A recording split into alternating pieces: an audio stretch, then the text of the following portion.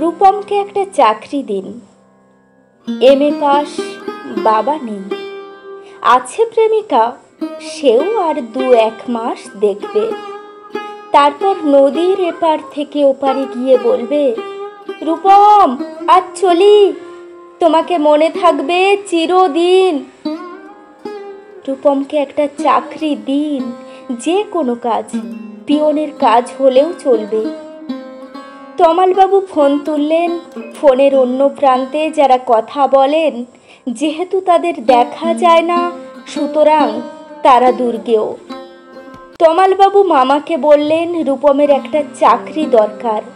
মামা বললেন কাকাকে, কাকা বললেন জ্যাঠাকে, জ্যাঠা বললেন বাতাসকে। মানুষ জানলে একরকম, কিন্তু বাতাস জানলে? প্রথমেই ছুটে যাবে দক্ষিণে, সে বলবে দক্ষিণের অরণ্যকে, অরণ্য বলবে আগুনকে, আগুন গেল আলিমুদ্দিন স্ট্রিটে। আলিমুদ্দিন ছুটল নদীকে বলার জন্য। নদী এসে আছড়ে পড়ল উপকূলে।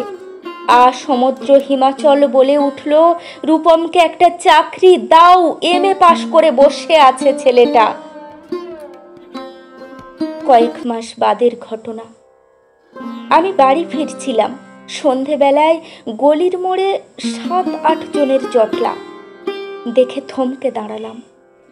জল থেকে তুলে আনা রূপমের ডেড বডি, সারা গায়ে ঘাস, খড়কুটো, হাতের মুঠোয় ধরে থাকা একটা 1 টাকার কয়েন। পাবলিক বুথ থেকে কাউকে ফোন করতে চেয়েছিল রূপম।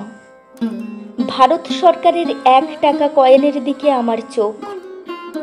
সারা গায়ে সবুজ ঘাস, ঘাস নয়, অক্ষর। এমএ পাশ করতে একটা ছেলেকে যত অক্ষর পড়তে হয়, সেই সমস্ত ব্যর্থ অক্ষর ওর গায়ে লেগে আছে।